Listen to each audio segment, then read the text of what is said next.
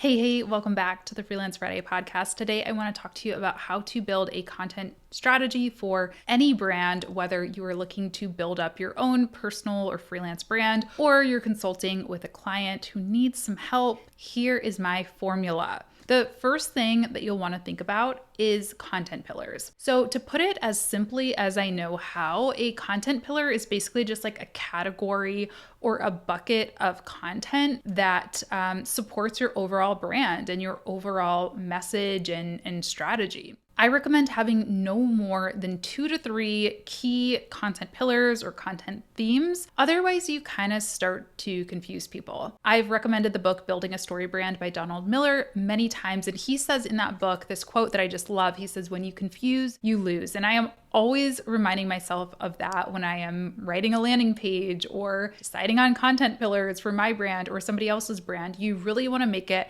straightforward and obvious what you do and what you are the sort of expert or what you want to be known for. Think of content pillars like, if I say your name or your business name, what words do you want to follow that? What do you want me to associate with your brand? For me, that might be social media marketing, that might be content creation, that might be freelancing, right? Those are kind of my key areas of focus. And truthfully, it should probably be niched in even further than that. I'm just definitely a multi-passionate person, so I like to talk about a lot of different things. But yeah, keeping it to 2 to 3 is gonna make sure that your audience knows what you're talking about. And my big tip on this too is to make sure that you can tie your pillars back to actual services or offers that you have. You don't want to waste your time, talking about, I don't know, like I could make SEO a huge part of my brand because I do think SEO is important, but I don't have an SEO course. I definitely don't do SEO as a service. And that's not something that I personally can make money from. So while I might throw in an SEO video here or there, if I feel like it's really going to benefit you, or I might bring in an expert, interview an expert for the podcast who does know SEO, it's not going to be the overwhelming majority of my brand because I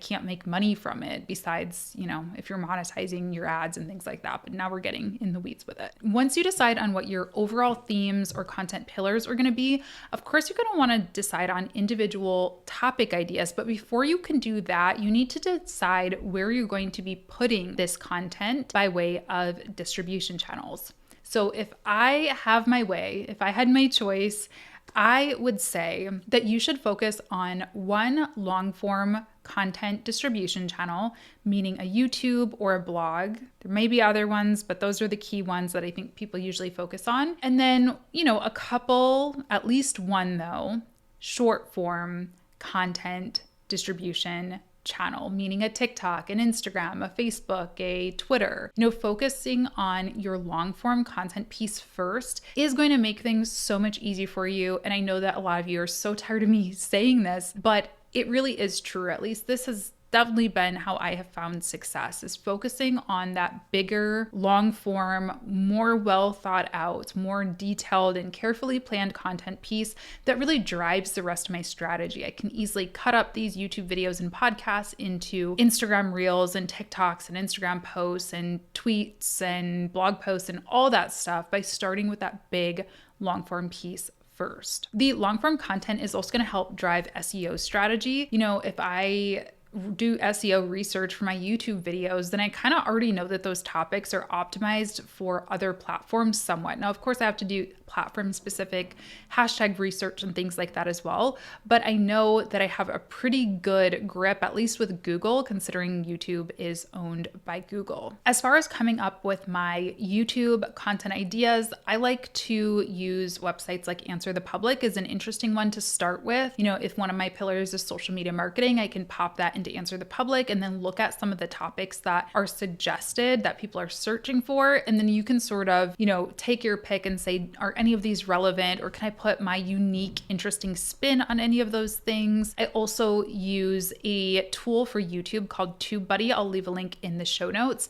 And I really make sure that I can optimize that. Let's just say Answer the Public gives me social media marketing for Twitter, something like that. I'm going to then put that into YouTube and TubeBuddy and really wordsmith that to come up with the most SEO optimized title specifically for YouTube. Now, I also like to get content ideas just from being a person on the internet. I'm always lurking on sites like Quora and Reddit and Twitter, of course, and just seeing what kind of the discourse is. If I'm noticing that, you know what, social media management portfolios, people are really talking about this on Twitter this week, maybe I need to post this week's podcast about social media management portfolios to kind of hop in on this trend while it's still sort of being discussed. So that's sort of how I break up the topics based on the content pillars. And then I break those up even further into those short form distribution channels by using a tool called Descript. I just easily cut up my different long form content. Sometimes I record original things too, of course, but starting with that base of the long form content is really what works best for me. And by the way, I am working on finalizing details. I know I told you, I think in the last podcast, that I'm working on a video sort of challenge accountability group for this spring summer. I'm finalizing the details for it right now. So if you are thinking that YouTube might be your long form distribution channel, if you want to pop your email into the link in the show notes and description box, this is not making you pay for anything. It's just a hand raiser if you think you might be interested. I'll be sure to let you know before everyone else when doors are open. I think it's going to be really fun to get us encouraged to actually do the thing, because I know that that's the hardest part, is actually, starting. I've been there, believe me. Last thing real quick on distribution channels, if you're wondering where do I go, there are so many of them out there. I hear you. I struggle with this sometimes as well. But this really comes down to knowing your audience. Who are you trying to talk to? And what are you trying to get them to do as well? That's also important. Most people are using social media to hopefully help them generate leads, which will lead to sales. But maybe you have a different idea. Maybe it's customer service, in which case I'm going to tell you probably focus on Twitter or Facebook. Those are good places to have dialogue with customers, things like that. But overall, you're going to want to make sure you know who your customer is. If you're going to tell me that you are focusing on a very young Gen Z audience, then of course I'm probably going to tell you need to be on TikTok. But if you're focusing on I don't know, moms in their late 30s and 40s, Facebook, particularly Facebook groups, might still be a very valuable place for you to be. If you're focusing on maybe younger millennials who are a little bit, trendy and into fashion and style and things like that, Instagram is probably where you want to be. So look up these different platform demographics, learn what the key audiences on each of these different platforms. You can just Google. I'll try to find some links and put them in the show notes for you as well that I like to reference. But, have an understanding of what each platform is for. LinkedIn, of course, if you're trying to reach professionals and you're doing B2B content, LinkedIn is the obvious choice, but you might also want to be on Twitter, So research the platforms, and that's going to help you determine which of these shorter form and long form distribution channels you should be focusing on. Now, one of the hills that I have been kind of dying on lately, I don't know if you can continuously die on a hill, but if you can, one of the hills that I have been dying on lately is, really getting people to understand the difference between strategy and tactics. Strategy is what we just kind of talked about, knowing your audience, researching to determine which platforms you should be on, doing content research, developing your messaging and your pillars. That's strategic work. Now, when we get down to this part of the day-to-day or the week-to-week content calendar building and deciding, are we going to post a reel today, or are we going to post a TikTok, or are we going to post a story today, or are we going to post a carousel? Those are tactics. Those are things that change a little bit more frequently and that may be impacted by a number of things, like the algorithm, like new features being rolled out, like trends, right? So that is going to be the stuff that's going to be a little bit more flexible, and you're kind of going to need to go week by week, day by day, month by month, etc., versus this is our strategy for the year or for the quarter. So the last piece is that you're going to need to decide on those tactics. You're going to build out the content calendar. You're going to take a look at what's trending. You're going to decide what you have the resources and the bandwidth to do. Some of your clients may love to be on video and they just want to record TikToks all day long, in which case I'm kind of jealous of you, because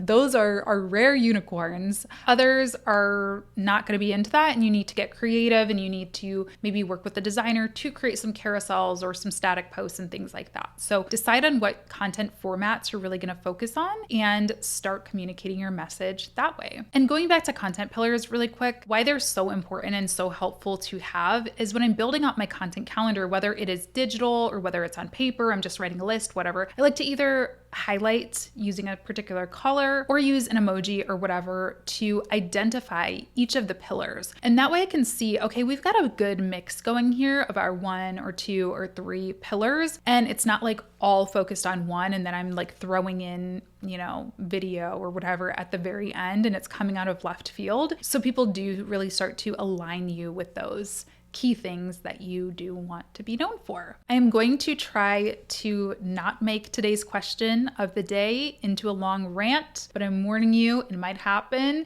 The question is Reels the only way to grow? And if someone is not comfortable with Reels, then what should the next step be? So again, Reels are really a tactic. They are a feature. They're not like the whole strategy. So do keep that in mind. And my answer to this is no, I don't think that you do need to create Reels to grow on Instagram. For those who don't know, Reels are very similar to a TikTok. They're a short form vertical video content type. And no, I don't think that you have to be posting Reels every day to grow on Instagram. I personally don't post Reels very often at all. I pretty much have my same content strategy on Instagram from like 2020. Now I will say, is growth as fast as it was in 2020? I don't think so. I think it's slowed a little bit because the algorithm is favoring Reels and just a lot of other reasons. Usage may be down. I don't know. There's a lot of things that may be going on, but I still am growing and I still am getting what I personally need out of Instagram. This is why it's also so important to know your goals, because one of my big goals for Instagram is to have a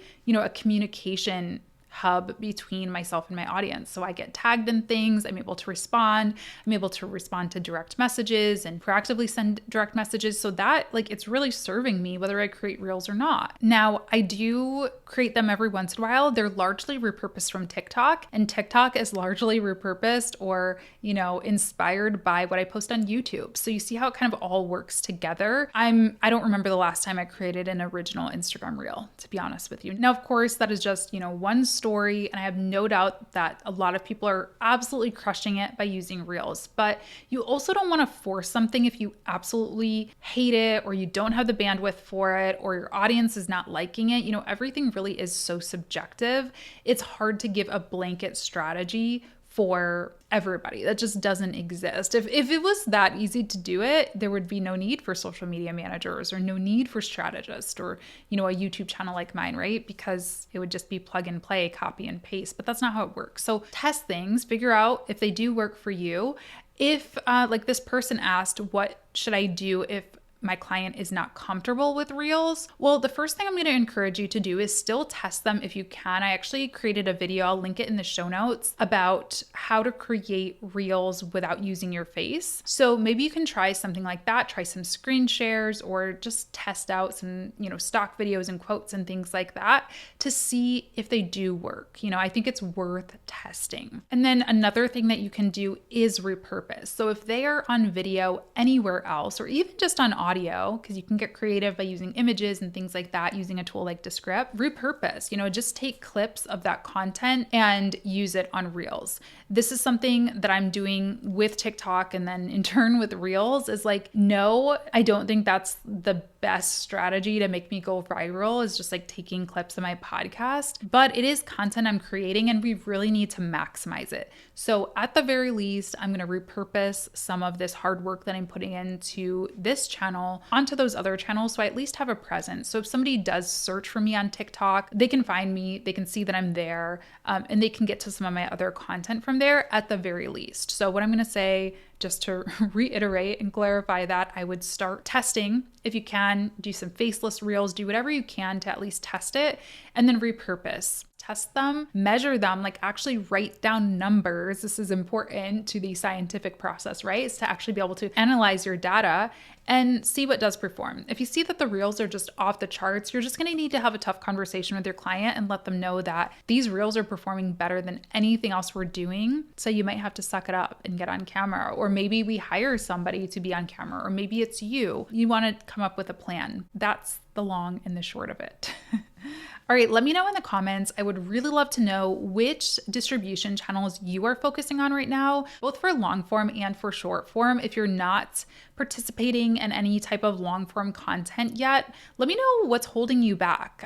No judgment at all. And if you think YouTube might be one that you are looking to either grow or start, be sure to put your email into that hand raiser list. I'll leave it in the show notes for you. It doesn't obligate you to purchase anything. I just want to let you all know before anyone else when the doors are open for my accountability group, which I'm really excited about. So thanks so much for tuning in and spending time with me today. I appreciate it as always, and I hope you have a beautiful rest of your day. I'll see you in the next one. Bye.